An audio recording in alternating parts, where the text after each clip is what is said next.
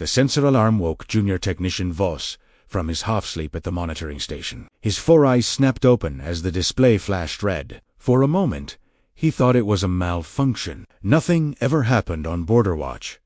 The Valoran Empire had ruled the galaxy for 3,000 cycles. Every star, every planet, every species was catalogued and controlled. But the sensor didn't lie. Voss touched the communication panel with his primary hand, while his secondary hands brought up the detailed readings. Station Commander, this is Monitoring Post 74. I have an unidentified contact at Sector 99 Beta. The commander's voice came through tired and annoyed. Run it through the database. Already did, sir? No match. There was a pause. A long one. That's not possible. Run it again. Thomas's hands moved across the controls. The massive Valoran database contained every ship design from every species in the Empire. 10,000 star systems, 800 billion citizens, 56 different spacefaring races, all conquered and integrated over millennia. Every single vessel type was recorded. The computer came back with the same result. No match found. Commander Darabas confirms negative match. The vessel's signature is completely unknown. I'm coming down there. Station Commander Pelther arrived within minutes, his ceremonial armor clanking as he hurried into the monitoring room. He was old, a veteran of the last border skirmish 60 cycles ago. His scales had dulled with age, but his eyes were sharp as he stared at the display. Show me everything. Voss brought up the full sensor suite. The vessel was small, perhaps a quarter the size of a standard Imperial patrol ship. Its hull composition didn't match anything in the database. The energy readings were wrong too. The propulsion system emitted a signature that made no sense according to known physics. Distance? Pelther asked. 4 light hours from the border, sir. Moving at 7 standard velocity. Pelther watched the readings for several moments. His tail twitched a sign of deep concern among his species. That course, it's heading straight for Threshold Station. Threshold Station was the gateway to the Inner Empire. Millions of ships pass through its hyperspace junction every day. If this unknown vessel reached it, it would be in the heart of Valoran space. Send immediate alert to Fleet Command, Priority Alpha, and dispatch Border Patrol Group 9 for intercept. Voss's hands trembled slightly as he sent the messages. Priority Alpha hadn't been used in his lifetime. It meant potential threat to the Empire itself. Within the hour, Fleet Admiral Cathrax received the report aboard his flagship in orbit around the capital world. He stood before the holographic display in his command chamber, studying the data with growing unease. Cathrax had commanded the Imperial Fleet for 20 cycles. He had fought pirates, suppressed rebellions, and maintained order across a quarter of the galaxy. He had never seen anything like this. Tactical analysis, he ordered. His chief tactical officer, a young female named Silvara, manipulated the hologram. The vessel is small. Admiral, its weapons capability appears minimal, but its propulsion technology is advanced beyond our understanding. How advanced? The energy efficiency violates our theoretical models. By our calculations, a vessel that size shouldn't be able to sustain that velocity for more than a few hours. It's been maintaining speed for 18 hours now with no sign of power depletion. Cathrax's secondary hearts beat faster. In all his years, he had never encountered technology superior to the Valoran Empires. The Empire had conquered every species it met. It stood alone at the peak of galactic civilization. Could it be a probe? He asked. An automated survey vessel from beyond our borders. Unknown, sir. We've sent 347 hailing signals across all known communication frequencies. No response. The Admiral's claws droomed against his armrest. Time until Border Patrol intercepts. 11 hours at maximum speed. Order them to maintain defensive formation. Weapons ready, but do not fire unless fired upon. I want that vessel captured intact if possible. Yes, Admiral. Cathrax turned to his science advisor, an elderly scholar named Vel. She had served 3 fleet admirals before him, and her knowledge was vast. Your assessment? Feller's feathers ruffled with thought. I have consulted the historical archives, Admiral. There have been 3 instances in Imperial history where unknown vessels were detected. All 3 were eventually identified as lost colony ships from known species. This is different. How so? Those vessels were primitive, sublight technology, desperate refugees seeking new homes. This vessel is sophisticated. It uses propulsion technology we cannot explain. And most concerning of all, she paused. It appeared exactly at the edge of our sensor range, as if it knew where that range ended. The implication hung in the air. This wasn't a random encounter. Someone had been studying the Empire's borders. Could it be a species we haven't encountered yet? Silvera asked. The Empire spans 50,000 light-years, Mara said quietly. We have explored every region within that sphere. There are no unknown spacefaring species. There cannot be. But there was, and it was heading straight for the heart of the Empire. Border Patrol Group 9 consisted of 12 warships, each bristling with weapons. Captain Rethmel commanded the lead vessel. He had served in the fleet for 35 cycles and had never seen combat. Border Patrol was usually boring duty, escorting merchant ships and checking identification codes. Now his sensor screen showed something impossible. "Captain, the vessel has detected our approach," his sensor officer reported. "Is it slowing?" "No, sir. It's turning." The unknown vessel changed course with impossible precision. No vessel that small should be able to maneuver so quickly. It took the patrol ship several minutes to adjust their formation. All ships match its trajectory. "Prepare tractor beams." The patrol group moved to surround the vessel. 12 ships against 1. The tractor beams activated. Invisible fields of force designed to grab and hold any ship. The vessel simply moved through them. Tractor beams have no effect.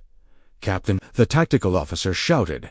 "The hull is rejecting the force field somehow. Fire warning shots across its path." Pulse cannons fired bright streaks of energy that lit up the darkness of space. They passed ahead of the vessel. A clear message to stop. The vessel didn't slow. Instead, it accelerated. "Sir, it's moving at 2.5 standard velocity."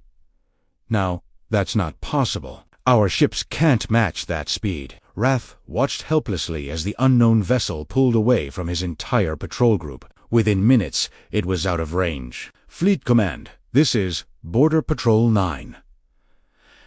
Target has evaded interception, pursuing, but we cannot match its velocity." The response came from Admiral Cathrax himself. "Understood, Captain. Maintain pursuit. I'm dispatching the 7th Fleet to establish a blockade at Threshold Station." Wrath looked at his display.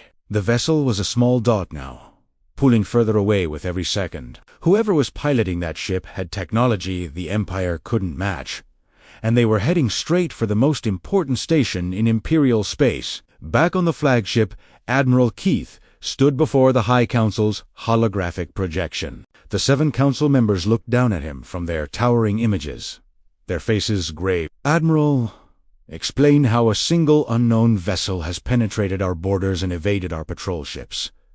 Council Leader Morax demanded. "The vessel possesses technology superior to our own counselor. Its propulsion system alone exceeds our theoretical capabilities by a factor of 3. That is impossible. The Valoran Empire is the pinnacle of galactic civilization." "Yes, Counselor, that is what we believed." The council members looked at each other. 3,000 cycles of unchallenged dominance had made them comfortable. Now that comfort was cracking. "What do you recommend, Admiral?" another counselor asked. Keith took a breath. "We prepare for a first contact with a species that may be our equal or our superior." The words felt like poison in his mouth, but they were true. Somewhere in the darkness of space, the small vessel continued its journey, silent and unstoppable. And then Seethid, 3 humans sat calmly, watching the Empire scramble to respond to something they had never imagined. A visitor from outside their carefully controlled galaxy. The emergency session of the High Council had been going for 6 hours. Admiral Keith stood at the center of the circular chamber, while holographic displays showed the vessel's progress through Imperial space. The 7 council members sat on elevated platforms around him, their faces illuminated by the blue glow of the data feeds. "It has ignored every attempt at communication," Cathrax reported. "We have tried all known languages, all known mathematical sequences, even basic light pattern signals. Nothing." Council Leader Morax leaned forward. His aged face was tight with frustration in our attempts to intercept. Failed.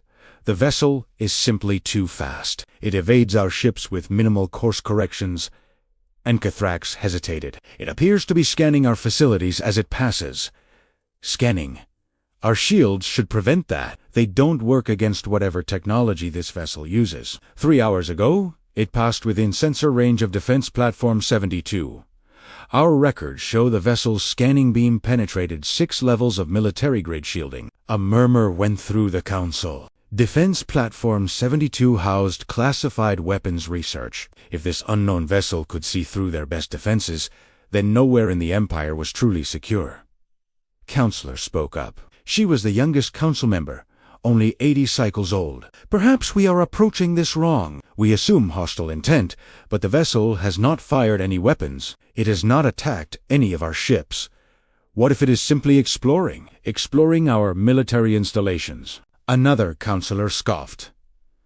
That is an act of war. Only if they understand our protocols, Viathera countered. We know nothing about this species. Perhaps they see no difference between scanning a military base and scanning a star. To them, it might all be data. Cathrax considered this. It was true that the vessel had taken no aggressive action, but its casual violation of Imperial space and its dismissal of their patrol ship suggested either incredible confidence or complete ignorance of who they were dealing with. Neither possibility was comforting. Admiral, what is the vessel's current heading? Morax asked. Keith pulled up the projection. It changed course 2 hours ago. It's now moving toward Threshold Gate. The chamber fell silent. Threshold Gate was the single most important location in the Inner Empire. It was a massive hyperspace junction, a natural phenomenon that allowed ships to jump between distant parts of Imperial space in hours rather than weeks. 15 billion people lived in the systems connected to that gate. 70% of Imperial trade flowed through it. If that vessel reached the gate, it would have access to the heart of the Empire. Assembled the 7th Fleet at the gate, Mordax ordered. 300 ships, Dreadnought-class vessels. We will present a show of force that cannot be ignored. And if it ignores it anyway, Velara asked quietly.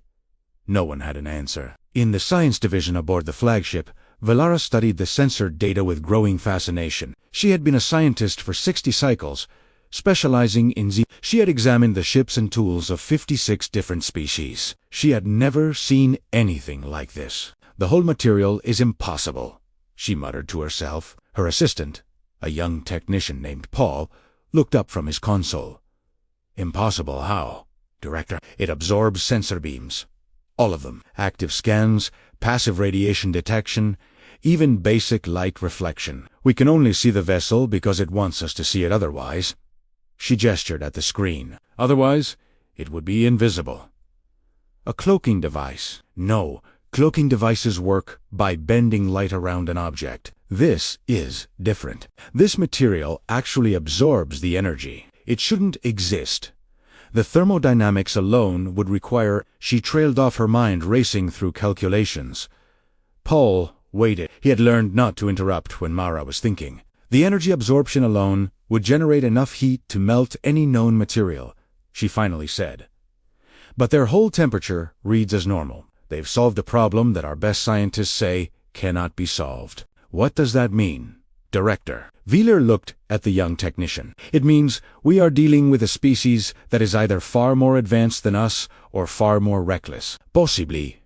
But, across the Empire, news of the unknown vessel had leaked to the public. On the capital world, crowds gathered around information displays. The official statements from the government were calm and measured, but people could sense the underlying tension. In the universities, professors debated what the vessel might be. In the militaries, young officers argued about proper response protocols. In the merchant districts, traders worried about disruption to commerce. The Valorian Empire had not faced a true external challenge in 1,000 cycles. The younger generations had grown up believing imperial superiority was a natural law of the universe. Now that certainty was crumbling. On the bridge of a merchant vessel near Threshold Gate, Captain Tilmoa watched as warships assembled. She had been hauling cargo through this gate for 20 cycles. She had never seen more than a dozen patrol ships at once.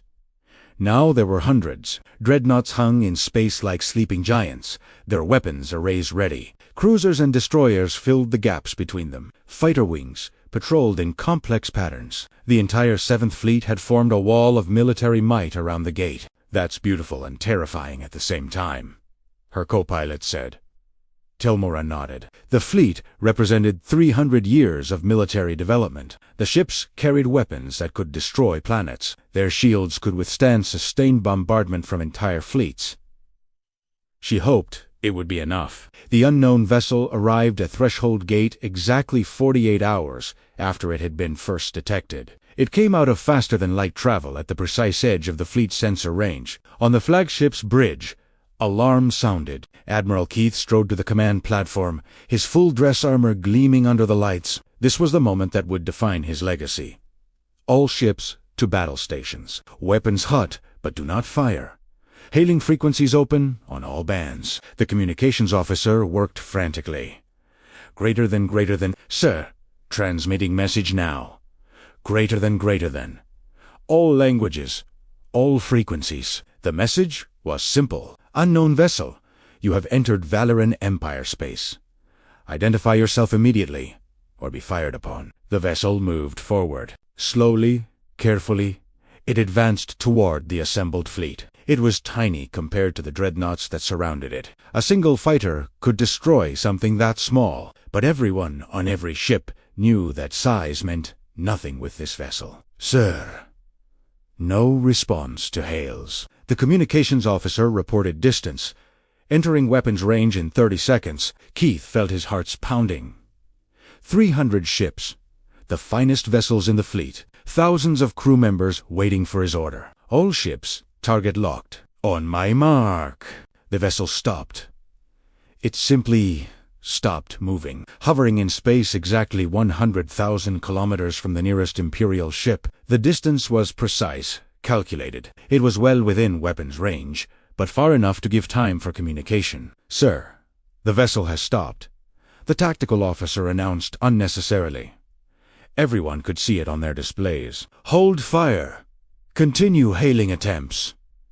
For 10 minutes, the two forces faced each other, 300 Imperial warships and one small, unknown vessel. The tension on every bridge was almost unbearable.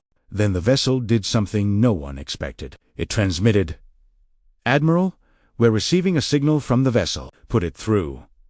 But it wasn't a voice transmission. It wasn't even a standard data packet. The vessel had hacked directly into the fleet's communication network and was projecting an image into every ship's display. The image was simple, mathematical, a sequence of prime numbers, then a series of atomic structures, then star charts showing local space from a perspective outside the Empire. Belamar's voice came through on Cathrax's private channel. "Admiral, they're speaking to us?"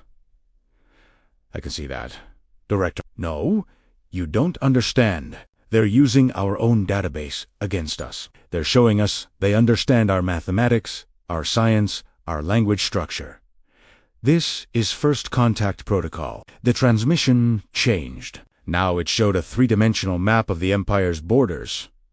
Then it zoomed out, showing the entire galaxy. A small red dot appeared far from Imperial space in a region the Empire had marked as unexplored. Then a line traced from that red dot to the vessel's current position. The journey it had taken? "They're telling us where they came from. Velara said that region is 15,000 light-years from our nearest border. They crossed that distance to reach us." Keith stared at the map. 15,000 light-years. It would take Imperial ships decades to cross that distance. This vessel had done it in how long? The transmission changed again. This time, it showed something that made Cathrax's blood run cold. It was a recording, a visual record, and it showed scenes from inside Imperial space, military installations, government buildings, research stations, places that should have been secure, hidden, protected. The vessel had been watching them for weeks. "They've been studying us," Silvera whispered, "learning about us, and we never knew they were there." The transmission ended. The vessel simply hung in space, waiting. Cathrax realized that everything had changed. This wasn't an invasion. It wasn't a threat in the traditional sense. This was something far more complex. The boarding shuttle carried 12 beings. Admiral Keith sat in the command seat, flanked by his best security troops. Phil Mara sat across from him, her scientific equipment clutched in her primary hands. Her feathers were ruffled with nervous energy. "This is unprecedented. Admiral," she said for the fourth time, "everything about this situation is unprecedented. Director." Through the shuttle's viewport, the unknown vessel grew larger. Up close, it looked even stranger. The hull had a strange quality, almost organic in how it curved and flowed. No seams were visible. No obvious weapons or engines. It was like looking at a sculpture rather than a ship. "Sir, the vessel's airlock is opening," the pilot reported. Keith felt his secondary heart skip. The vessel was inviting them in. The shuttle docked with a soft clang. The security team moved first.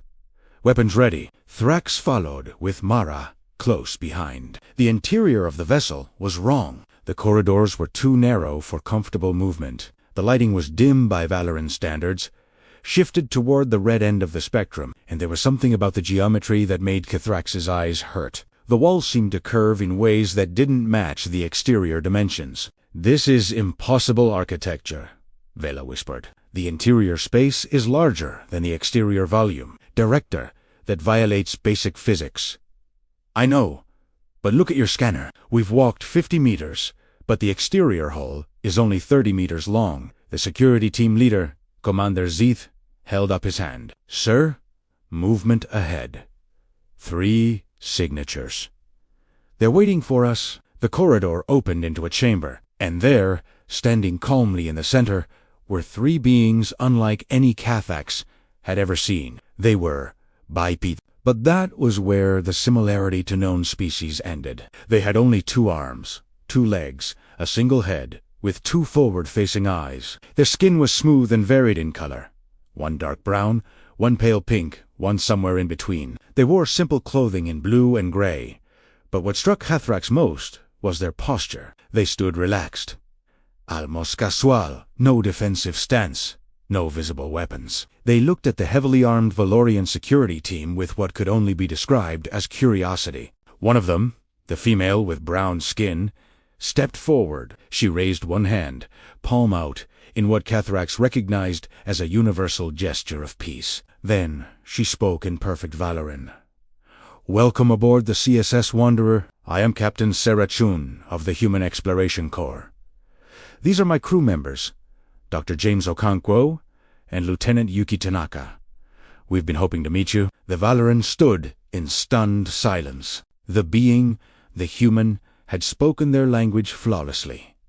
Every tonal inflection was correct. Every grammatical structure was perfect. How Cathrax began. "We've been listening to your communication broadcasts for the past 72 hours, Captain Chun said. She smiled, showing white teeth. "Your language is quite logical once you understand the underlying structure. We had AI assistance, of course, but the basics were straightforward." Bill Mara stepped forward, her scientific curiosity overcoming her caution. "You learned our language in 3 days, approximately." The human called Dr. Okonkwo said he was tall with dark skin and kind eyes. "We've had practice with rapid language acquisition. When you travel as far as we do, you develop efficient methods." Lieutenant Tanaka, shorter with straight black hair, gestured to seats that rose smoothly from the floor. "Please sit. We have much to discuss." Cathrax's security team looked uncertain, but he nodded. They sat, though the chairs were sized wrong for Valaran physiology. The humans remained standing, which put them at eye level with the seated admiral. Smart, Cathrax thought. They understand power dynamics. "You have questions?" Captain Chun said. It wasn't a question, many Cathrax replied, starting with who you are and what you want. "Fir Enog." Chun touched a panel and a holographic display appeared. It showed a small yellow star. "This is Su, our home system, approximately 15,000 light-years from here. We detected your subspace broadcast about 50 standard cycles ago." 50 cycles, Fela interjected. "But that's yes. We've been aware of you for quite some time. We spent 40 cycles building ships capable of reaching you. Then we spent another 10 cycles observing your empire from a distance." Keith felt cold. Observing. Dr. Kunkwo brought up another image. It showed the interior of the High Council chamber. Cathrax recognized it immediately. It was from yesterday's emergency session. We apologize for the intrusion, Okonkwo said, though he didn't sound very apologetic. But we needed to understand your society before making contact. Your military capabilities, your political structure, your technological level. You spied on us, Commander Zeeth growled, his hand moving toward his weapon. We gathered intelligence. Chun corrected gently.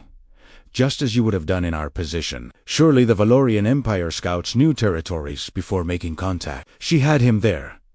The Empire always sent scout ships first, always gathered information before revealing themselves to new species. But we do it from a position of strength, Keth said. We survey primitive species before uplifting them. And we surveyed you before introducing ourselves, Chun replied. The difference is perspective. Admiral, you see yourselves as the pinnacle of galactic civilization. From our viewpoint, you're our neighbors, potentially friends, hopefully not enemies. Beller's hands worked frantically on her equipment. Your propulsion system. How does it work? Lieutenant Tanaka smiled. We call it an Alquayer quantum drive. It manipulates space-time to create a bubble around the ship. Inside the bubble, we're not actually moving faster than light. Space itself is moving around us. That's theoretical impossibility, Valera protested. The energy requirements would be astronomical and the gravitational effects would tear your ship apart. It was impossible, Okonkwo agreed. For a long time, we lost 14 test ships and 37 crew members figuring it out. Trial and error. Mostly very expensive error. The casual way, he said. It made Cathrax's skin crawl. Tead Kiled. 37 of their own people. Testing a technology that should be impossible. And they called it trial and error. Why? Keith asked. Why take such risks? Shen looked at him with those strange two-pupiled eyes. Because the alternative is staying home. Because the universe is vast, and we want to see it. Because we're human, and humans don't stay in one place for very long. But you achieved interstellar flight only recently, Valera said, studying her scanner data. Your ship's construction techniques suggest you've had this technology for less than 100 cycles. 73 cycles since our first successful FTL flight. Tanaka confirmed we've come far in that time. The Valoran Empire took 3,000 cycles to build our civilization. Keith said slowly. You're telling me you went from first contact with faster-than-light travel to building ships that can cross the galaxy in less than 100 cycles? Yes, Chun said simply. How many of you are there? Feller asked. Her voice was quiet, almost fearful.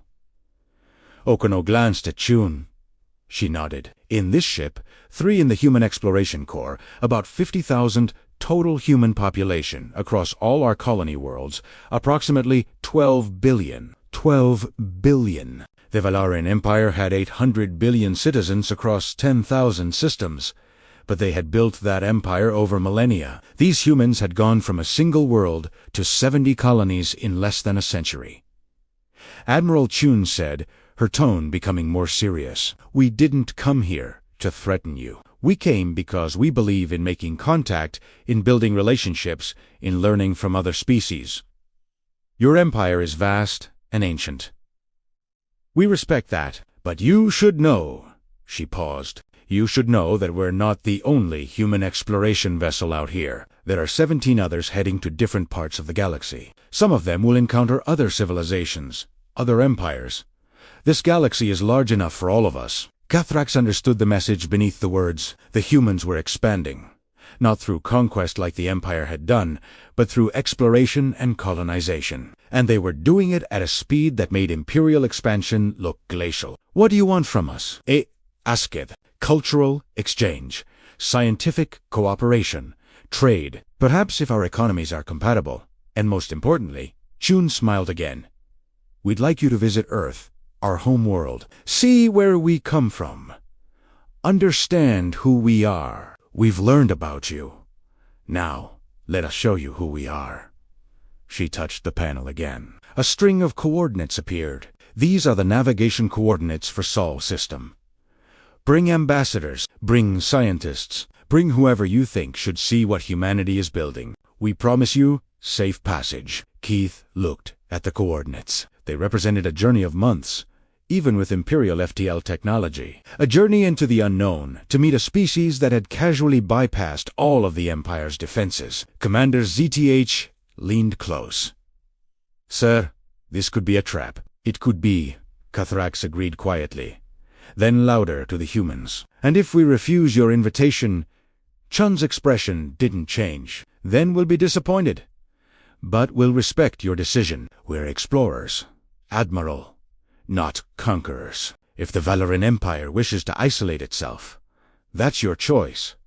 But other humans will keep exploring," Tanaka added. "Keep expanding. Keep meeting new species, with or without Valoran involvement." The High Council chamber had never been so divided. Admiral Kethra stood in the center, having delivered his full report on the encounter with the humans. Now the 7 council members argued among themselves, their voices echoing off the ancient stone walls. "This is an existential threat to the Empire," Council Leader Morax shouted. He had abandoned all pretense of calm leadership. "A species that can cross 15,000 light-years in less than a century, that can infiltrate our most secure facilities undetected. We must act now, before they become unstoppable." "Act how?"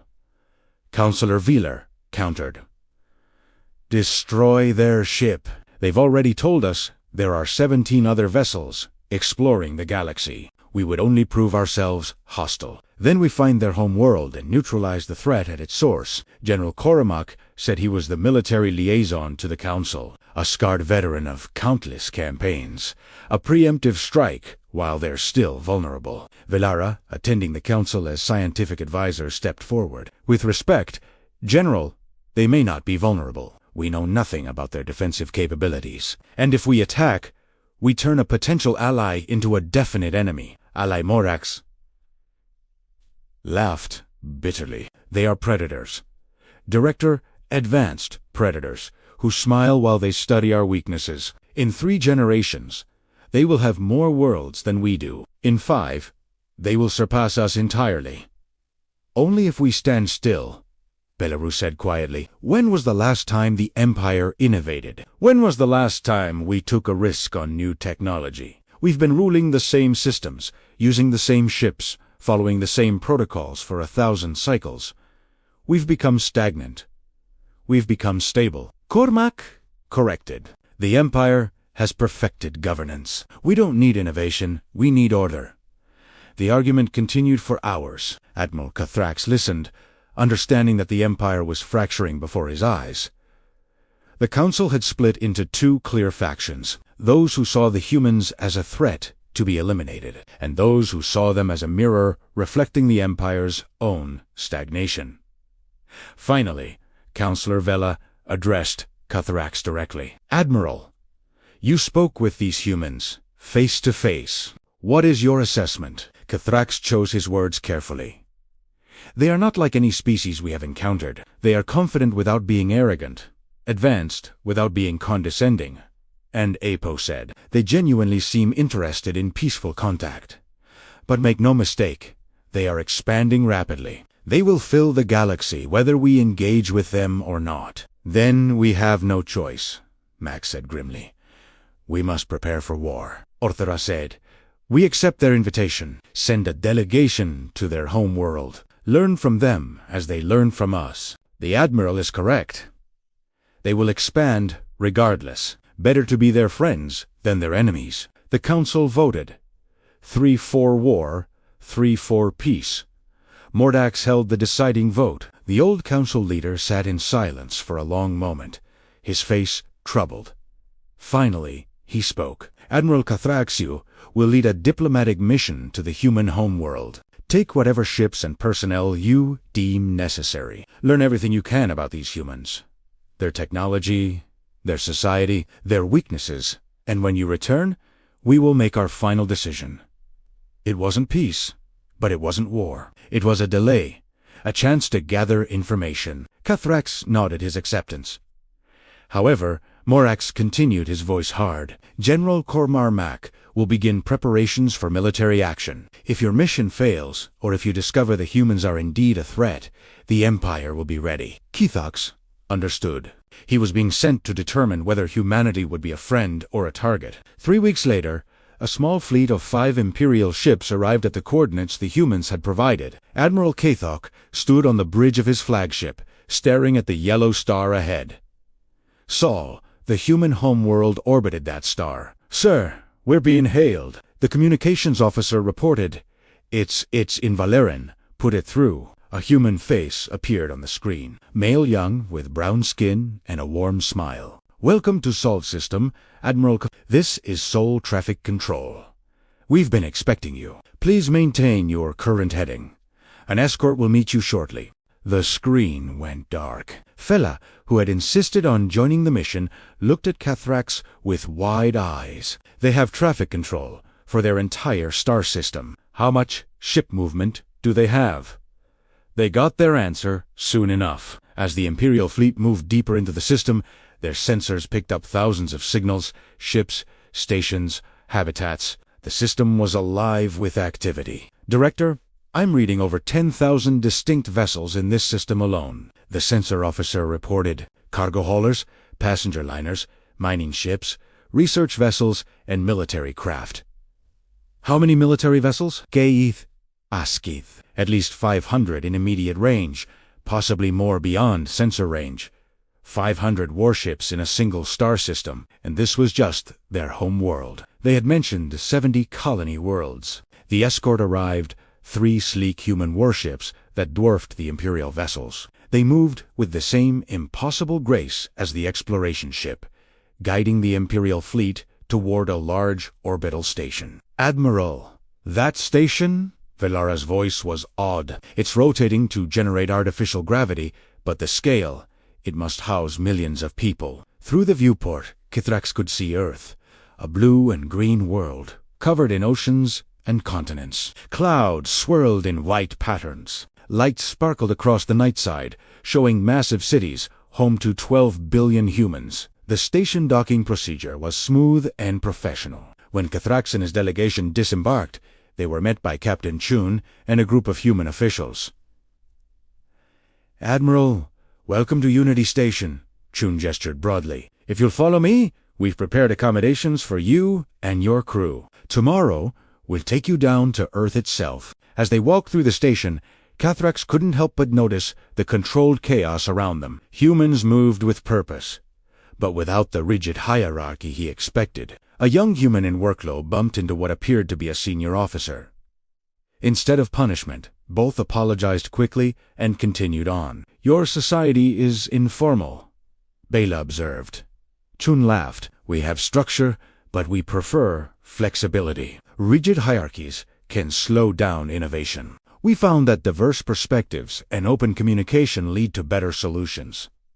They passed a viewing window. Below Cathrax could see dozens of ships in various stages of construction. "Your shipyards," he said. "One of 12 in this system alone," Chun confirmed. "We build approximately 50 new vessels every standard cycle. Exploration ships, mostly, but also colony transports and defense platforms. 50 ships per cycle. The Empire built perhaps 20 across all its shipyards. Over the next week, Cathrax and his team were given unprecedented access to human society. They visited Earth's surface, seeing massive cities where millions lived in apparent harmony. They toured research facilities where humans experimented with technologies the Empire had deemed too dangerous. They observed schools where young humans learned not just facts, but how to question, how to challenge, how to innovate. What disturbed Cathrax most was the chaos. Human society had dozens of governments, hundreds of corporations competing for resources, thousands of independent research groups pursuing different goals.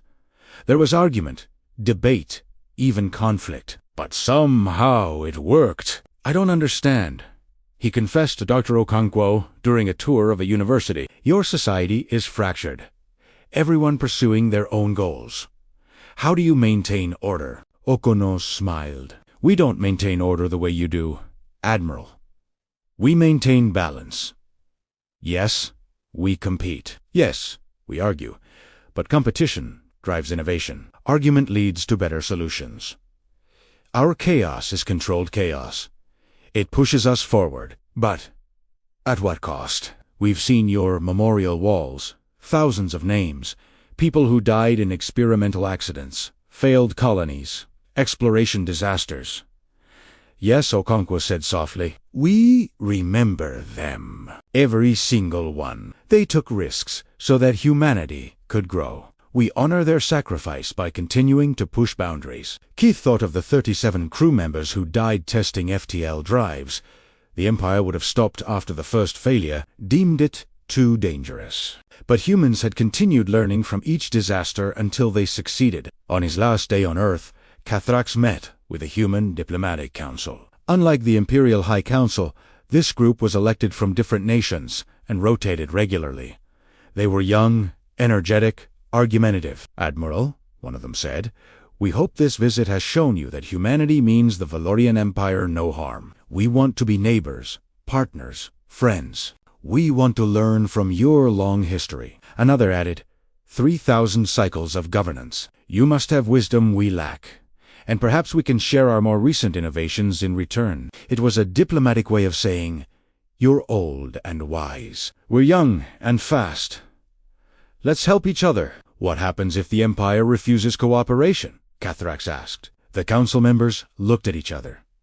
Finally, one spoke. Then we'll respect your boundaries. We won't enter Imperial space without permission. But Admiral, we won't stop expanding. There are 400 billion stars in this galaxy. Plenty of room for both of our civilizations. We just prefer to explore together rather than separately. That night, Cathrax stood on a balcony overlooking Earth's largest city. Admiral Cathrax's fleet returned to Imperial space to find it on the brink of civil war. The war faction, led by General Cormac, had spent the weeks gathering support. Nearly half the Imperial Fleet had declared loyalty to their cause. They believed the humans must be destroyed before they became unstoppable. The peace faction, smaller but vocal, wanted cooperation and cultural exchange. They saw the humans as an opportunity, not a threat. Cathrax's report to the High Council was scheduled for the following day. But that night, everything changed. The attack came without warning. 12 Imperial warships, all loyal to Cormac, broke formation and jumped to hyperspace. Their destination, Sol System. Their mission, destroy the human home world before the Council could vote for peace. Cathrax was awakened by emergency alarms. He rushed to the command center to find chaos. Councillor Velterra was already there. Airface Bale, they've gone rogue, she said. Cormac sent them 2 hours ago. They'll reach Sol in 6 hours. Contact the humans? Warn them. We're trying, but Admiral. The communications officer interrupted. We're receiving a transmission from Sol System. It's Captain Chun. Chun's face appeared on screen. She looked calm, but Cathrax could see the tension in her eyes. Admiral, we've detected 12 Imperial warships approaching our system at attack velocity. Is this an official act of war, or do you have ships acting without authorization? Captain, those ships are rogue elements. They do not represent the Empire's official position. I am working to recall them. Understood, Admiral. You should know that we've been monitoring Imperial communications. We're aware of your internal political situation. We know about the war faction. Of course, they did. The humans had been intercepting Imperial transmissions from the beginning. Captain, my fleet will pursue the attackers. We'll do everything we can to stop them before they reach you.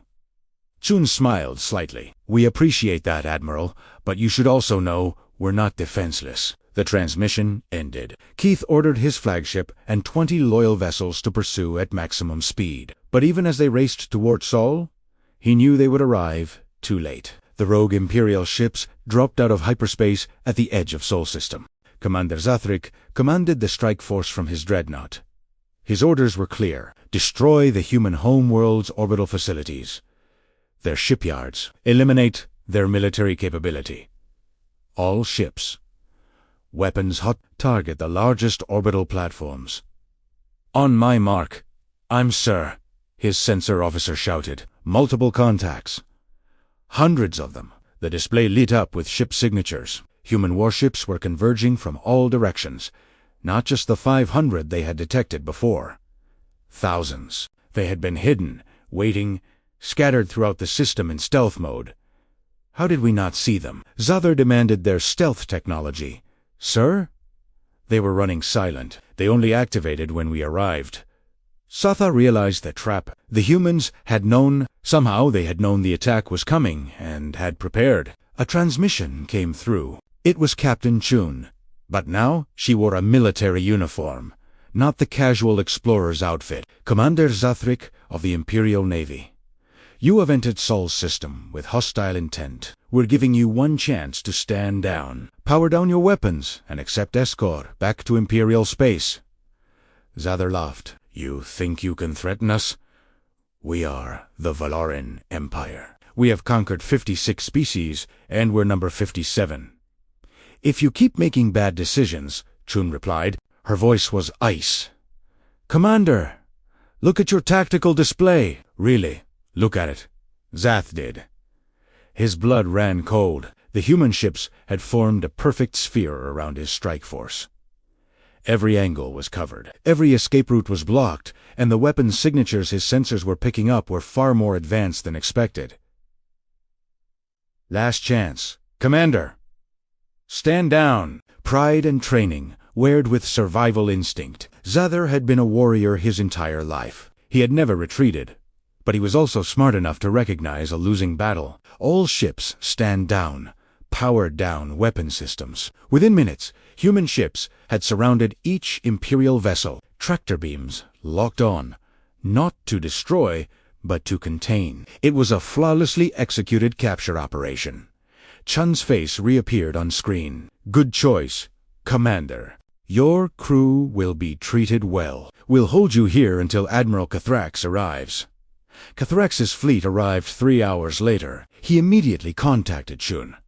Captain, I apologize for this attack. These ships acted without authorization. We know, Admiral, we've been monitoring your communications.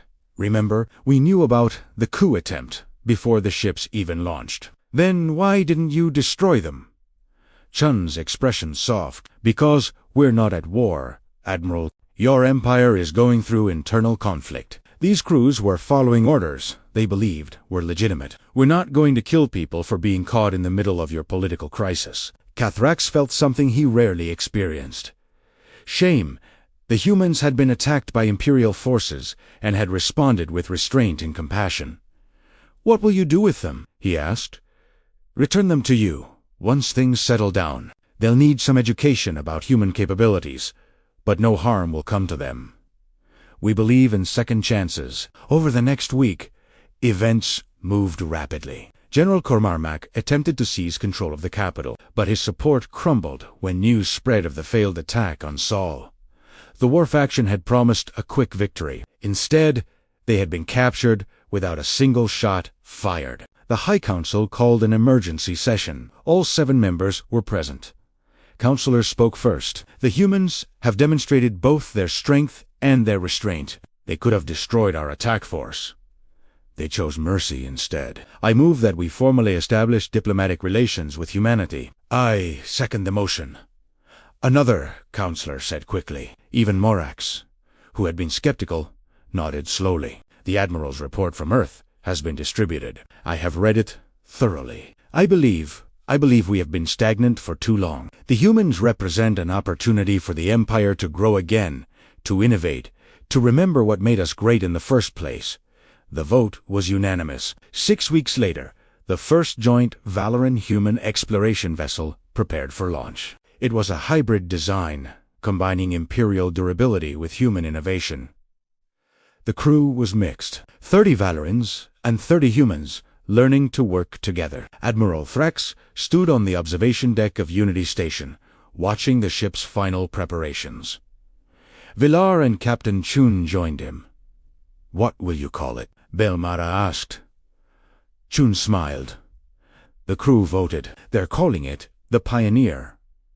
Appropriate, Keith said. It's pioneering a new era. Speaking of which, Chun said, we've been analyzing some of the data your scientists shared. Your power generation technology is fascinating, much more stable than ours. And your shield technology could really help with some of our deep space exploration challenges. And your propulsion technology and material science will revolutionize Imperial ship design," Velera added. "This collaboration will benefit both our peoples." They watched in silence as the Pioneer's engines powered up. The ship was heading for a region of space neither civilization had explored. Valoran experience and human innovation working together. "You know," Cathra said quietly, "a year ago, if someone had told me the Empire would be partnering with a species we'd never heard of, I would have called them insane. And if someone had told me we'd be working with an empire that spans 10,000 systems, I would have been excited," Chun replied. "That's the difference between us. Admiral, you saw threat.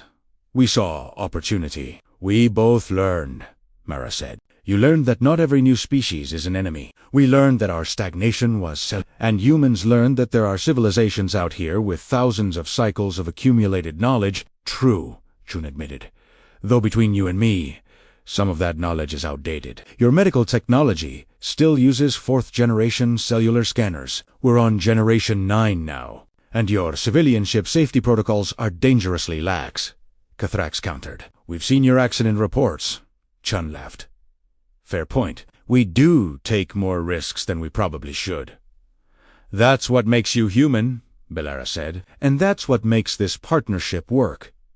We balance each other." The Pioneer began to move, its hybrid engines glowing with power. It accelerated smoothly, faster than any pure Imperial ship could manage.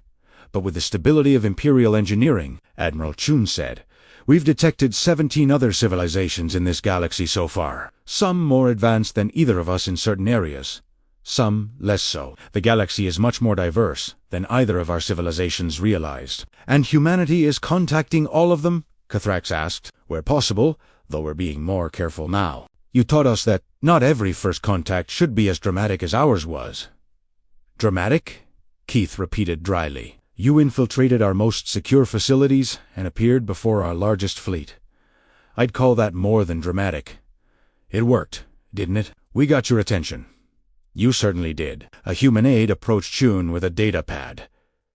She read it quickly, then smiled. "Admiral, I have news. The first joint research station is approved. It'll be located at Threshold Gate.